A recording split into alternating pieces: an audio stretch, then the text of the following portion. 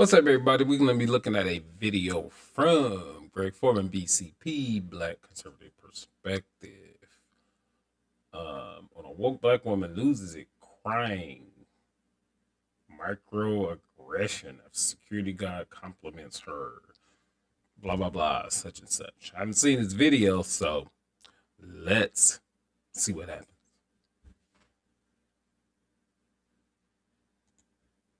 All right, guys, so I want to react to this video that is going viral. It is a video that really makes me sad. And the reason why it makes me sad is because so it seems that there's just a certain class of people who have this perpetual and permanent victimhood status. And they see everything, any little interaction with them as some sort of attack against them because of their skin color, because they may or may not have a vagina, because they may or may not like to sleep with people of the same sex, because they may or may not like the genitalia. No matter what, they're going to cry victimhood. And it's gotten to the point now where even if you give one of these individuals a compliment, right? You compliment them. You say, hey, I like something about you. Is it a point to where you can't compliment people? I don't do it anyway because I already know I'm freaking scared. But you can't compliment people? For me, compliment a woman? I haven't done that in years and years and years. I'm scared because I know what it's about. But gosh. Apparently, that is a microaggression. Apparently, that is something that is making some people uncomfortable. And again, it's videos like this, man, that I'm just honest. I'm just sick and tired of seeing it, right? I'm sick and tired of this. This is just, it's to the point where it's like, do you want to be a part of society or what, right? Do you want to be a normal person or what? Okay. Because I'm not sure if some people actually want to be a normal person. They want special rights and privileges. Okay. So I actually want to go ahead and play this clip so you guys can understand what I'm talking about. This woman posted this video on TikTok in which she is leaving work, okay? And, you know, she gets compliments on her hair, and she changes her hair a lot, okay? She happens to be black, so we already know what's going on here with her hair, okay? And she gets triggered by the security guard complimenting her hair on the way out, and she decided to record it because it happens often, right? So she decides to pop off on the security guard, giving her a compliment for clicks and likes on the internet because boo-hoo, black women so oppressed, we get too many compliments on our hair. Right? So without further ado, let's play the clip. In the front. Yeah. Hey, love, how are you? See, how are you? She came in with pretty curls, now she's coming. Can you please not talk about when I switch up my hair? I think it's beautiful. I know, but like as a black person, to me, it feels like a microaggression. I deal with it all the time at work, and you can make that face. The same thing. I know. I'm just saying, I'm telling you how it makes me feel. Everyone's different, but personally, if you like the hair, pretty hair. You don't have to like clarify that it was different each and every time because it makes me uncomfortable. I just like the way you change. I know this. I'm not looking for any excuses. It's just. We're living in a world to where if you feel uncomfortable, it's justified. You should feel uncomfortable all the time because I think that makes you get shit done if you feel uncomfortable. Oh my God. But maybe I'm old and I don't get it, but I'm trying to get it. It makes me uncomfortable. Yeah, so you seen that, you heard that, okay? This woman says, PSA, stop pointing out black women for wearing wigs/weaves. If you like their hair, just say and leave it at that. And again, it don't matter your intention, it's the impact. Incredible stuff. So obviously you got, you know, soul sisters that are co-signing this, right? And they're replying to this and they're saying, See, how are you? She came in with. Why are so many of you wearing wigs and weaves? Why? You're affirming each other because Men don't want you to wear wigs and weaves. We want you to wear your natural hair. Why are you putting all this effort into wearing somebody else's hair or synthetic hair? It makes no sense to men. It doesn't make any sense, but y'all don't need a man. That's what y'all said.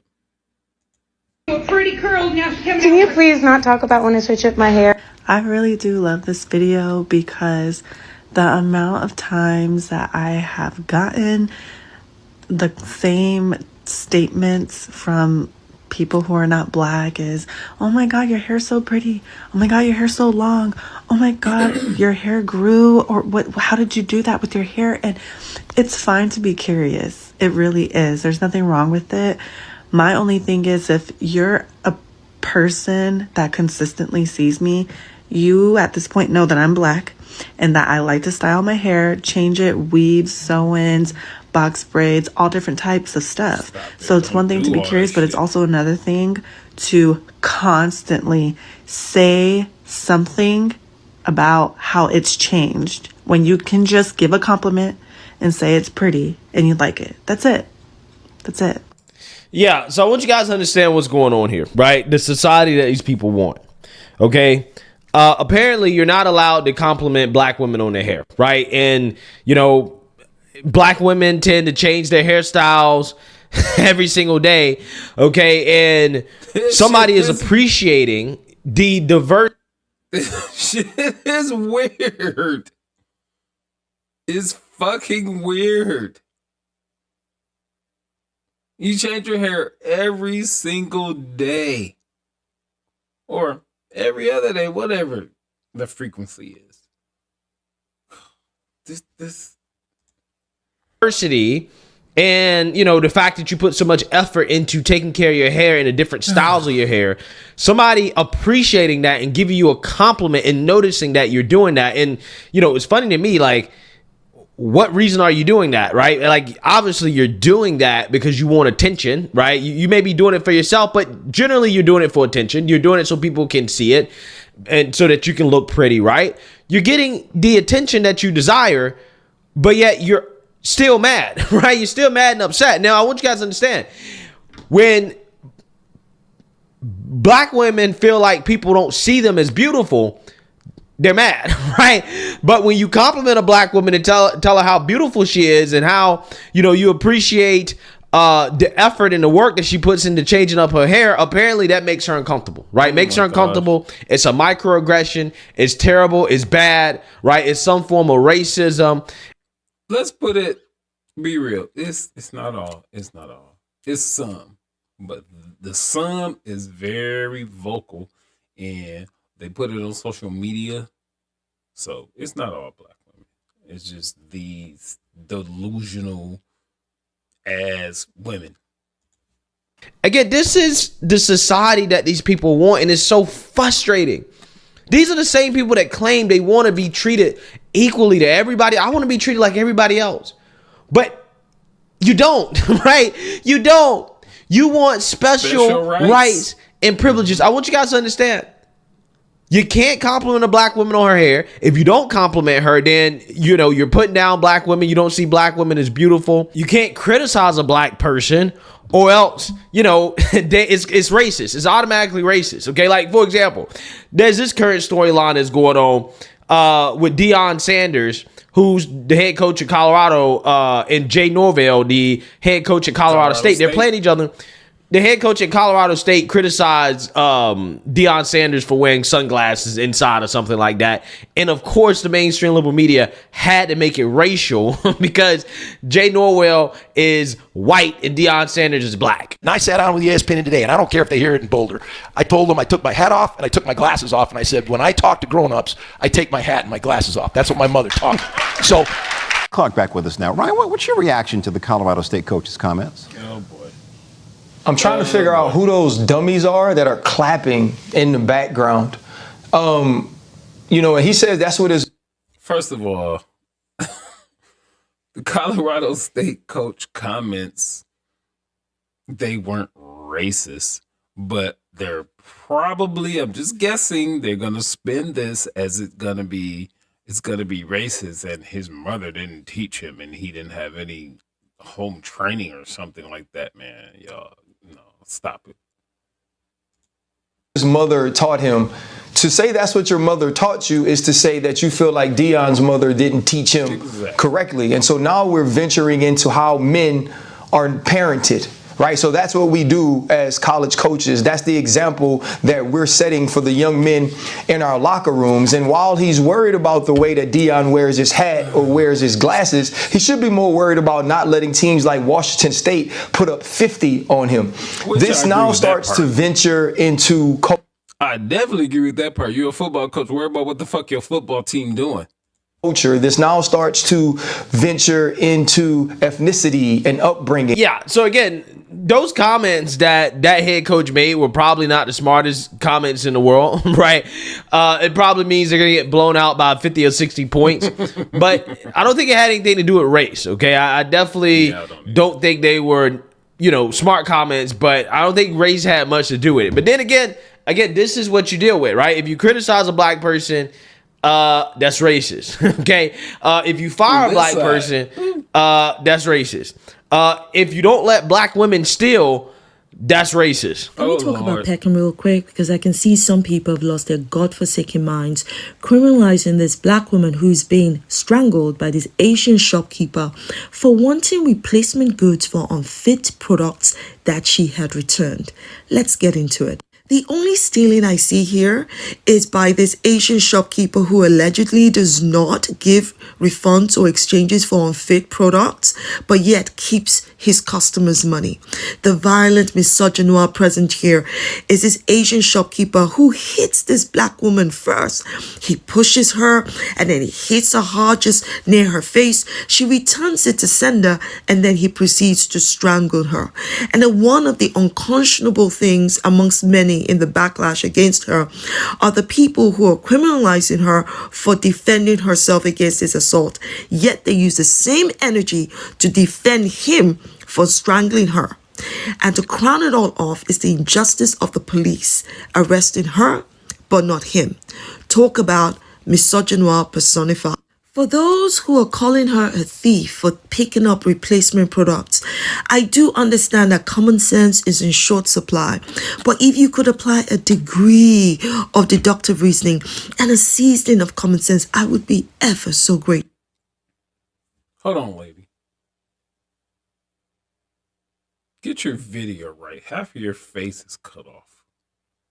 If you want me or anybody to get your message, get the video right. Half of your face is cut off. Let's start with the basics. Just the basics.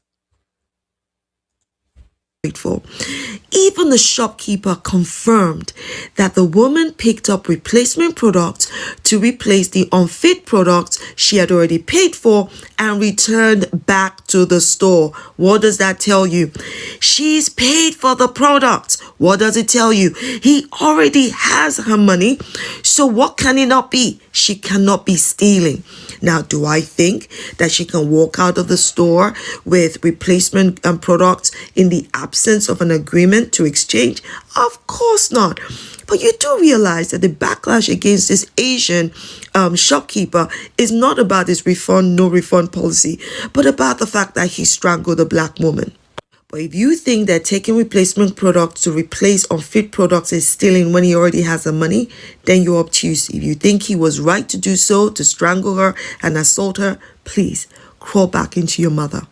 Yeah, so again, stopping a black woman from stealing from your shop is a form of bigotry, okay? If you lock a black person up, if you throw them in jail for stealing, okay, or committing a crime, that's also racist as well, too.